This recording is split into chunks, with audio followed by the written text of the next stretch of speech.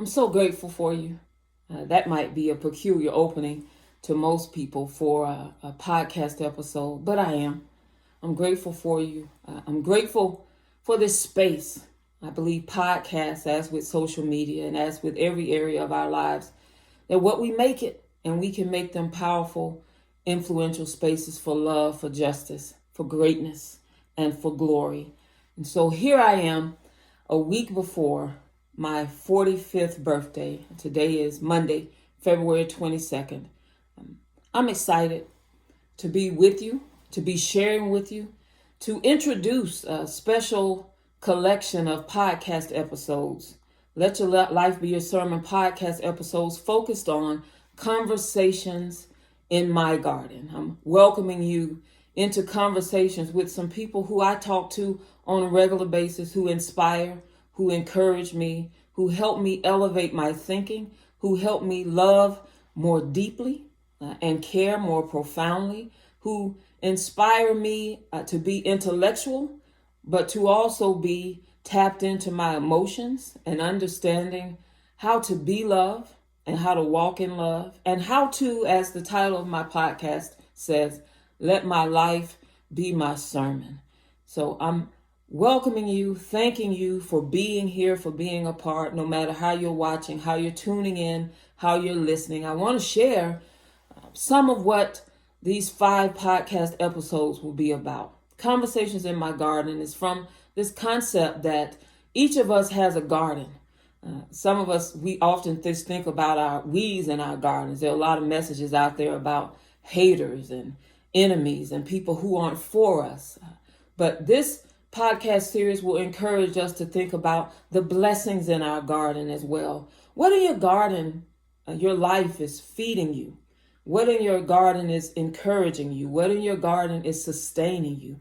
Who's watering your garden?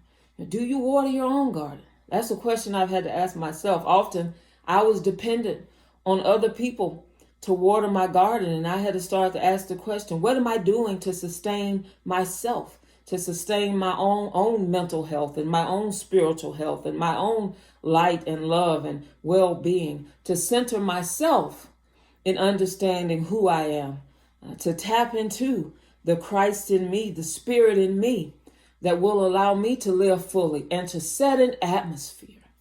Wow.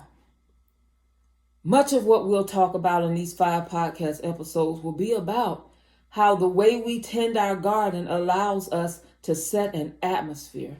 More than anything right now in my life, I want to take an atmosphere with me wherever I go. And I want it to be an atmosphere of grace, an atmosphere of power, an atmosphere of love, an atmosphere that speaks truth to power, but also deals with power in loving, constructive ways.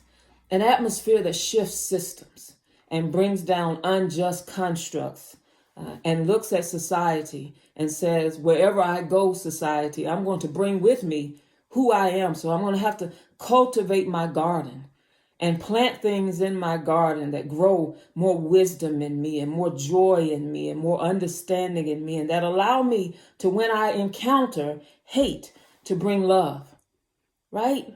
That when I encounter injustice, to bring justice, to more than work for those things, but to be those things, to more than think on concepts and speak about concepts. I want to become justice. That's my goal, to bring an atmosphere.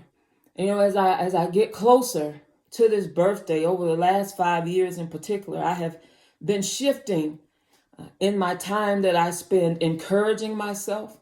A big part of my garden is my place in my garden where I encourage myself. I found that often I was looking for people to be encouragement, and I was supposed to learn the lesson that sometimes, yes, people can encourage us, but often we have to set aside time and ensure we have space in our gardens to encourage ourselves. So I developed playlists, and I look at different Bible verses and quotes from great leaders and great thinkers and great philosophers and artists.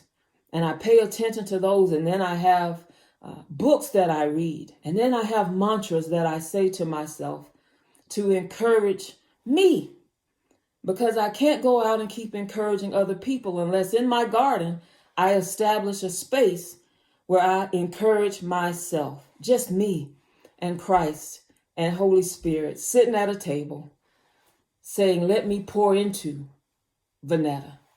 Sometimes and often, our gardens become those places where we sow and we plant and we determine who we want to be as givers so that we can yield great fruit.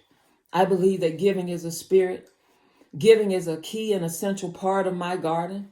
I believe what Christ says is in the red letters in the Gospels, that if we give, God will ensure that it's given back to us, pressed down, shaken together, running over, good measure. People will begin to give back to us so that we can continue. I think it's a cycle that the more we give, the more is given back to us. And then the more we give, and then more is given back to us until the atmosphere that we bring with us is an atmosphere of pouring out and being filled and giving and other people giving. And the power of that is, it was about what we cultivated in ourselves and determined that we were going to bring wherever we go an atmosphere that shifts what's already in the spaces we're in. So where I work, the atmosphere changes because I bring a different atmosphere. Yeah, where I live, it shifts and it changes. Now, you may be listening, you may be watching, and you're saying, wow, those are lofty concepts. Can that really happen? I've seen it work.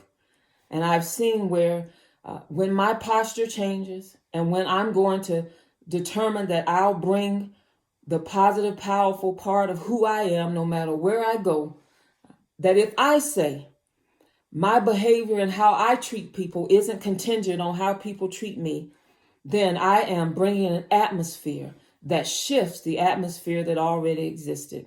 And if we get enough people around the world to say my life is going to be the most powerful, love-centered, influential message that I ever deliver, more than what I tweet, more than what I post, more than what I say, my life, how I engage you, how you engage me. And in my faith tradition, this, realizing that how I treat people is a reflection of how I treat Christ, because he said, whatever you do to them, you're doing to me. So in my garden, I ask every day, as I contemplate, as I pray, I ask this question: what am I doing to Jesus? However I treat people around me, that's what I'm doing to Jesus.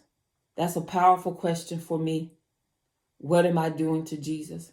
It's a key part of my garden. It's a part of it that helps sustain me, that waters me, that strengthens me, that makes me understand what weeds I need to get rid of, the things that I need to be concerned about in my garden. Let's be together this week.